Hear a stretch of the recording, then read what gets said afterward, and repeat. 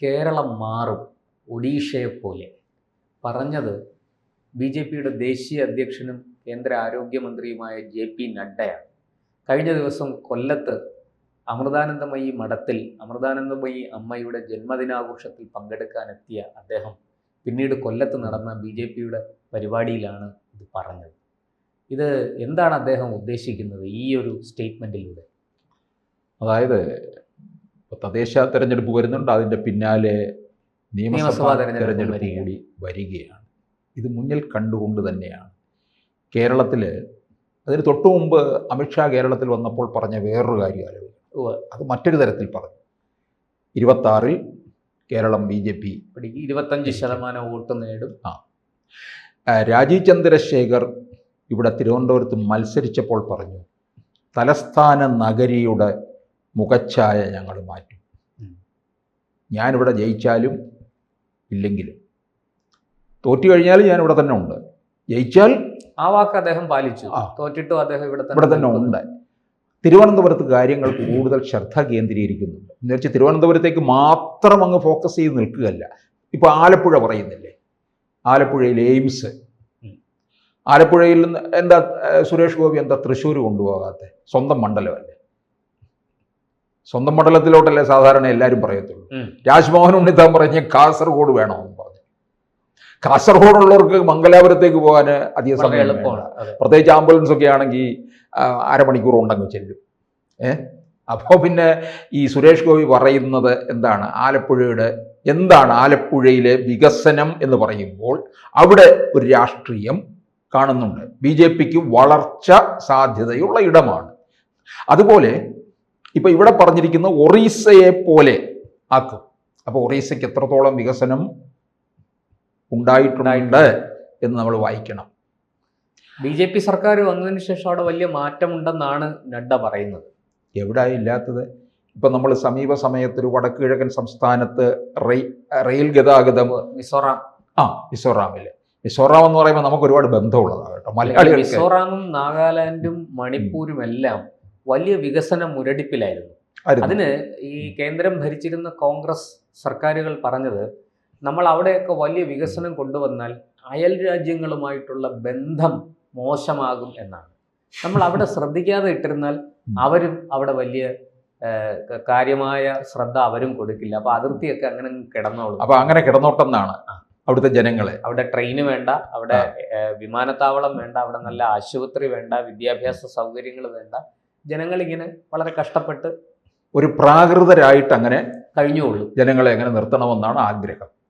ഈ റെയിൽ വികസനം തന്നെ എത്രത്തോളം ഉണ്ടായിട്ടുണ്ട്. 2014 നരേന്ദ്രമോദി വന്ന ഉടനെ ആദ്യം ചെയ്തത് അങ്ങോട്ടേക്കുള്ള റെയിൽ പാതയുടെ നിർമ്മാണോദ്ഘാടനം നിർവഹിക്കുകയായിരുന്നു. അങ്ങനെ എവിടെല്ലാം റെയിൽ ഗതാഗതത്തിൽ എന്തെല്ലാം മാറ്റമുണ്ട്.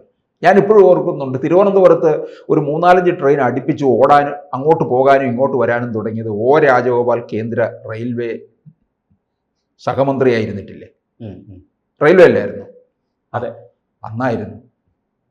അല്ലെങ്കിൽ 98-2004. അതെ, ആ പീരീഡ് ഞാൻ കറക്റ്റ് ഓർക്കുന്നില്ല, 98ആണ്. അതെ. അപ്പോൾ ആ സമയത്താണ് ഒരു വികസനം ഉണ്ടായത്. പിന്നീടെന്ന് പറഞ്ഞാൽ ഇവിടുത്തുള്ള ഒരു MP-മാരും ഒരു കാര്യങ്ങൾക്കും ഒരു ആവശ്യങ്ങൾ പോലും ഉന്നയിച്ചിട്ടില്ല എന്നുള്ളതാണ്. ഇപ്പോൾ അതിനൊരു മാറ്റം വന്നത് കൊല്ലത്ത് നമുക്കത് പറയാം. പ്രേമേന്ദ്രൻ കാര്യങ്ങൾ ഇത് ചോദിക്കേണ്ട രീതിയിൽ ചോദിച്ചത് കൊണ്ടുവരണം. കൊല്ലത്തിന്റെ മുഖച്ഛായ എന്ത് മാറി? അവിടെ ബൈപ്പാസ് വന്നു. അത് മുഴുവനും കേന്ദ്ര സർക്കാരിന്റെ ഫണ്ടാണ്. അത് പ്രേമേന്ദ്രൻ നിഷേധിക്കത്തില്ലല്ലോ. അദ്ദേഹം പറയുന്നുണ്ട് അത് കേന്ദ്രത്തിന്റെ ഫണ്ടാണ്. ആ ബൈപ്പാസിന്റെ ഉദ്ഘാടനം തന്നെ നടത്തിയിരിക്കില്ലേ? അല്ലേ? മോദിയുടെ പങ്കില്ലായിരുന്നു അതിനകത്ത്. അത് എന്താ തുറന്ന് അത് സമ്മതിക്കുമല്ലോ പ്രേമേന്ദ്രൻ.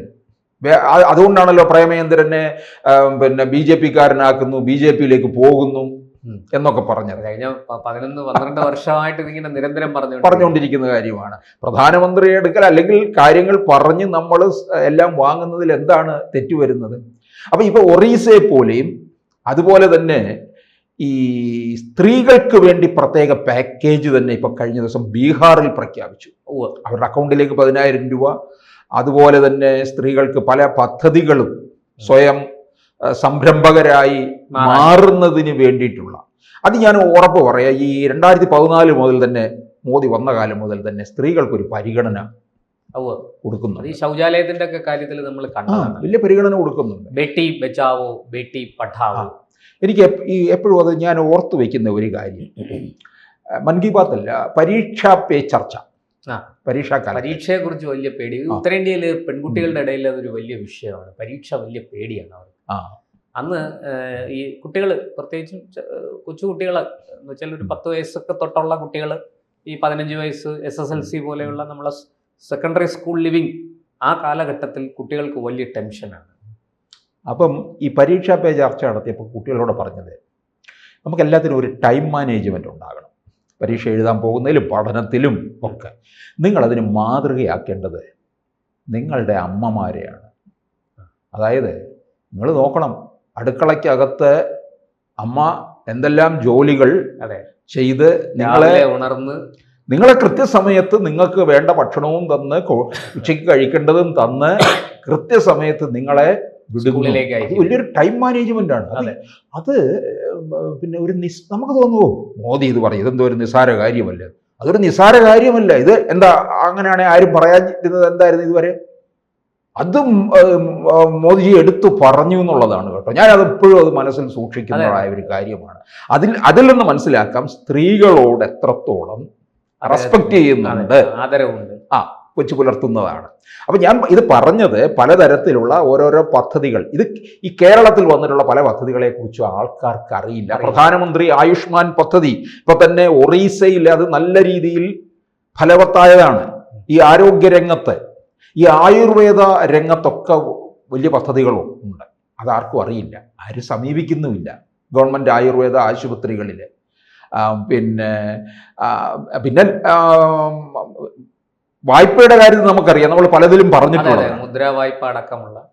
അപ്പൊ കേരളത്തിന് ഒരു വികസനം ഉണ്ടാകണമെന്നുണ്ടെങ്കിൽ, ശരിയാണ്, കേരളത്തിന് ഇനി വികസനം വേണം. ഇപ്പൊ തിരുവനന്തപുരം തന്നെ നോക്കെ ഇപ്പോഴും വളരെ പിന്നിൽ നിൽക്കുകയാണ്. മെട്രോ റെയിൽ ഇല്ലാത്ത ഒരു തലസ്ഥാനം. മെട്രോ, അതെ, ഇതെത്ര കാലമായിട്ട് പറയുന്നതാണെന്നറിയാം. നമ്മുടെ അയൽ സംസ്ഥാനങ്ങളിലല്ല, ഇപ്പൊ തമിഴ്നാട് എടുത്താലും കർണാടക എടുത്താലും ആന്ധ്ര എടുത്താലും മഹാരാഷ്ട്ര, എല്ലാ സ്ഥലത്തും മെട്രോ ഉണ്ട്. ഈ ഛത്തീസ്ഗഡ് പോലെ അല്ലെങ്കിൽ ഝാർഖണ്ഡ് പോലെ വളരെ പിന്നാക്കം നിൽക്കുന്ന ചില സംസ്ഥാനങ്ങളുണ്ട്. അവിടങ്ങളിൽ മാത്രമാണ് മെട്രോ ഇല്ലാത്തത്. അതിപ്പോൾ കേരളത്തിൽ അവിടെയൊക്കെ തലസ്ഥാന നഗരങ്ങളിൽ മെട്രോ ഇല്ല. കേരളത്തിൽ നമുക്ക് പറയാം കൊച്ചിയിലുണ്ടെന്ന് പറയാം, പക്ഷെ തലസ്ഥാനമായ തിരുവനന്തപുരത്ത് മെട്രോ വേണ്ടെന്നാണോ? നമ്മൾ ചില കാര്യങ്ങളിലൊക്കെ പിന്നെ ശശി തരൂരിനെ പ്രൈസ് ചെയ്ത് പറഞ്ഞുകൊണ്ടിരുന്നു. പക്ഷേ MP എന്നുള്ള കാര്യത്തിൽ ഞാൻ അദ്ദേഹത്തെ 1% പോലും ഞാൻ യോജിക്കുന്നില്ല. വലിയ പരാജയം ഉണ്ടാക്കിയിട്ടുണ്ട്. 4 തവണയായിട്ട് MP അല്ലേ? തിരുവനന്തപുരത്തിന് എന്ത് വികസനം ഉണ്ടായിട്ടുണ്ട്? വിഴിഞ്ഞം ഉണ്ടായതൊന്നും അദ്ദേഹത്തിന് വലിയ ക്രെഡിറ്റ് ഒന്നും അവകാശപ്പെടാനില്ല. വിഴിഞ്ഞം ഉണ്ടാക്കിയതാണ്. ഇദ്ദേഹം വന്ന സമയത്ത് പറഞ്ഞ കാര്യം എനിക്ക് ഓർമ്മയുണ്ട്. പക്ഷേ അത് അന്നേരത്തെ ഒരു ആവേശം മാത്രമേ ഉള്ളായിരുന്നു. അത് ചീറ്റി പോവുകയും ചെയ്തു. ബാഴ്സലോണയാക്കുമെന്ന് പറഞ്ഞത് അത് നടക്കാതെ പോയ ഒരു കാര്യമാണ്. ബാഴ്സലോണ പോലും നാണം കെട്ട് നിൽക്കുക. അപ്പൊ ഈ തിരുവനന്തപുരം നഗരത്തിന്റെ സ്ഥിതി അതുപോലെ ഓരോ ഇടങ്ങളും ഇത് BJP കാര്യമായിട്ട് മനസ്സിലാക്കുന്നുണ്ട്. അതുപോലെ ചില നമുക്ക് പ്രധാനപ്പെട്ട ക്ഷേത്ര ആരാധനാലയങ്ങളുടെ ചുറ്റുപാടുമുള്ള വികസനം കാര്യങ്ങളൊക്കെ തന്നെ ഇപ്പൊ പത്മനാഭസ്വാമി ക്ഷേത്രത്തിന് ചുറ്റുമുള്ള വികസനമൊക്കെ വന്നിട്ടുള്ളത് പ്രധാനമന്ത്രിയുടെ ഉപയോഗിച്ചുകൊണ്ടാണ്. ശബരിമലയിലും അത് കുറേ കിട്ടിയിട്ടുണ്ട്. പക്ഷെ ഇതൊക്കെ സംസ്ഥാനം അതിന്റെ ക്രെഡിറ്റ് എടുത്തുകൊണ്ട് പോവുകയാണ് ചെയ്യുന്നത്. അപ്പം ഇത് മൊത്തത്തിൽ ഇത് മാറിയിട്ട് നമ്മള് മറ്റ് ഒറീസയല്ല അതുപോലെ തന്നെയുള്ള മറ്റ് ഉയർന്നു നിൽക്കുന്ന സംസ്ഥാനങ്ങളെ പോലെ ആക്കും എന്നാണ് നദ്ദ പറയുന്നതിൻ്റെ പൊരുള്. അതെന്തായാലും നമ്മുടെ ഒരു വളർച്ചയ്ക്ക് വലിയൊരു അംഗീകാരമാണ് കിട്ടാൻ പോകുന്നത്. കൂടുതൽ വാർത്തകളും വിശേഷങ്ങളും നിങ്ങളിലേക്ക് എത്താൻ ABC മലയാളം സബ്സ്ക്രൈബ് ചെയ്യുക, ബെൽ ബട്ടണും അമർത്തുക.